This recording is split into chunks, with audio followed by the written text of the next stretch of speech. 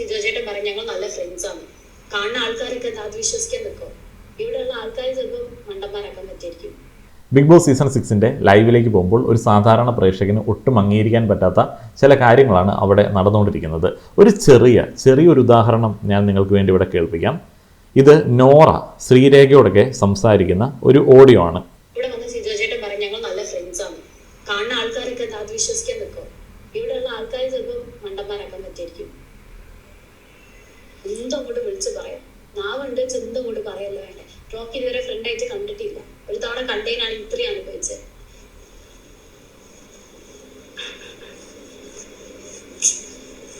അയ്യോ ഞാൻ റീസൗണ്ട് സോറി. നല്ല ദേഷ്യം ഞാൻ പിന്നെ സംസാരിച്ചു.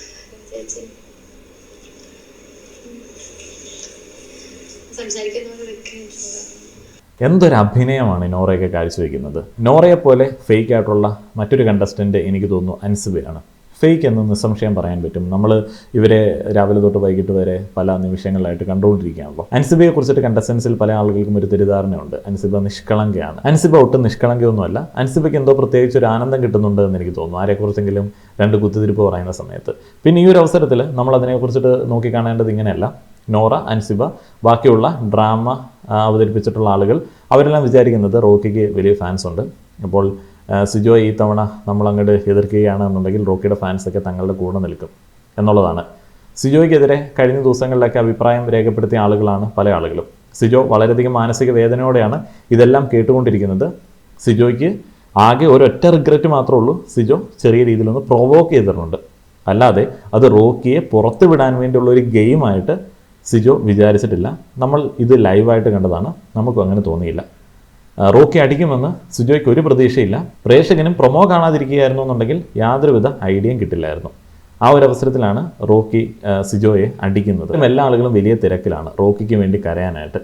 ബിഗ് ബോസ് സീസൺ ചരിത്രത്തിൽ, മലയാളത്തിൻ്റെ ചരിത്രത്തിൽ ആദ്യമായിട്ടാണ് ഇത്തരത്തിലുള്ള ഒരു ഫിസിക്കൽ അസോൾട്ട്. ഒരാളുടെ ചെകിടിന് അടിക്കുകയാണ്, പല്ലിളകി, എന്നിട്ടും അയാളെ ന്യായീകരിക്കാൻ വേണ്ടിയുള്ള തിടുക്കാണ്. നമ്മൾ കണ്ടതാണ് കൺഫെഷൻ റൂമിൽ റോക്കി കരഞ്ഞുകൊണ്ട് പറയുന്നത്. ആ കരയുന്ന സമയത്തും അയാൾ പറയുന്നത് പലതും കള്ളാണ്. റോക്കി ബിഗ് ബോസിനോട് പറഞ്ഞ എന്താണ്? ഞാൻ അവനോട് പറഞ്ഞു എന്നെ തൊടരുതേ എന്ന് ഞാൻ പറഞ്ഞു, എന്നെ തോണ്ടരുതേ എന്ന് ഞാൻ പറഞ്ഞു. അങ്ങനെയല്ല ലൈവിൽ പ്രേക്ഷകർ കേട്ടത്. നീ ആണാണെങ്കിൽ തൊട്ട് നോക്കടാ, നീ എൻ്റെ പുറത്ത് തൊട്ട് നോക്കടാ എന്നുള്ളൊരു വെല്ലുവിളിയായിരുന്നു. അപ്പോൾ ആ ഒരു വെല്ലുവിളിയിലാണ് ചെറിയൊരു സ്പർശനം ശരിക്കും സിജോയുടെ ഭാഗത്തു നിന്നുണ്ടാവുന്നത്. മുന്നേ താടിയിൽ തൊട്ട സമയത്ത് അങ്ങോട്ടും ഇങ്ങോട്ടും ഇത്തരത്തിലുള്ള പ്രകോപനങ്ങൾ ഉണ്ടായിട്ടുണ്ട്. ഇത്തരത്തിൽ ഒട്ടും അംഗീകരിക്കാൻ പറ്റാത്ത ഒരു കുറ്റത്തെയാണ് ആളുകളവിടെ ന്യായീകരിക്കുന്നത്. പുറത്തുള്ള ഫാൻസിൻ്റെ സപ്പോർട്ട് കിട്ടുമെന്ന് പ്രതീക്ഷിച്ചായിരിക്കാം, കിട്ടില്ല.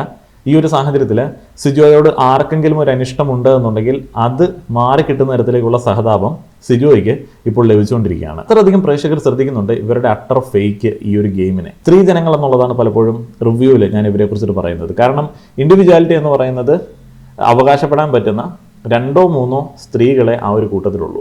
ബാക്കിയുള്ള ആളുകളെല്ലാം അവസരവാദികളായിട്ടുള്ള, തരം കിട്ടുമ്പോൾ അങ്ങടേക്കും ഇങ്ങടേക്കും ചാടുന്ന, യാതൊരു നിലപാടുമില്ലാത്ത നടികളാണ്. അപ്പോൾ ആ ഒരു അഭിനയമാണ് നമ്മൾ ഈ നിമിഷങ്ങളൊക്കെ കണ്ടുകൊണ്ടിരിക്കുന്നത്. അതിൽ നോറയും അൻസിബയും എടുത്തു പറയേണ്ട 2 വ്യക്തിത്വങ്ങളാണ്. എന്ന് വെച്ചാൽ ഞാൻ ഗെയിമിനെ ഗെയിമായിട്ട് നോക്കിക്കാണുന്ന ഒരു സാധാരണ പ്രേക്ഷകനായിട്ട് കൂടെ ഇത് നമ്മളുടെ ഉള്ളിലേക്ക് അങ്ങോട്ട് ഇറങ്ങും. എന്ന് പറഞ്ഞാൽ നമ്മളൊരു കണ്ടസ്റ്റൻറ്റിൻ്റെ കൂടെ ചേർന്ന് നിൽക്കണമെന്നുള്ളൊരു തോന്നൽ ഇത്തരത്തിലുള്ള കാര്യങ്ങൾ ജനിപ്പിക്കും. അപ്പോൾ സിജോയുടെ ഒരു ആക്ടിനെ കുറിച്ചിട്ട് ആദ്യ വീഡിയോയിൽ വിമർശനം ഉന്നയിച്ച എനിക്ക് ഇപ്പോൾ ഇവരുടെ വർത്തമാനം കേട്ടപ്പോഴത്തേന് സിജോ പറഞ്ഞതിനകത്ത് ന്യായം ഞാൻ എടുക്കുകയാണ്. അദ്ദേഹം മാന്യനായിട്ടുള്ള ഒരു ചെറുപ്പക്കാരനാണ്. അദ്ദേഹത്തിനെതിരെ അങ്ങനെയുള്ള ഒരു ആക്രമണം ഉണ്ടായ സമയത്ത് അത് അദ്ദേഹത്തിൻ്റെ സുഹൃത്തിൽ നിന്നായതുകൊണ്ട് തനിക്കൊരു പരാതിയില്ല എന്ന് അദ്ദേഹം പറഞ്ഞു. തനിക്കൊരു പരാതിയില്ല എന്നുള്ളത് സിജോ അടിക്കിട്ട് റിലേ പോയ ആ ഒരു മൊമെൻറ്റിൽ തന്നെ പറയുകയുണ്ടായി. അല്ലാതെ മുന്നേയുള്ള സീസണുകളിലേതുപോലെയോ അല്ലെങ്കിൽ ജിൻഡോ ആദ്യം കാണിച്ചതുപോലെയോ ഫിസിക്കൽ അസോൾട്ട് എന്ന് പറഞ്ഞിട്ട് ഓടി നടക്കുന്ന ഒരു കാര്യം സിജോ ഇവിടെ ചെയ്തിട്ടില്ല. എന്നിട്ടും സിജോയെ എന്തുകൊണ്ടാണ് ഇവർ ഒറ്റപ്പെടുത്തുന്നതും ഈ ഒരു നാടകം കളിക്കുന്നതും എന്നുള്ളത് അറിയില്ല. അത് മേ ബി ഒച്ചയിടുന്ന ആൾക്ക് പുറത്ത് സപ്പോർട്ടുണ്ട് എന്ന് വിചാരിച്ചിട്ടായിരിക്കാം. നിങ്ങളുടെ അഭിപ്രായങ്ങൾ പറയുക. നന്ദി.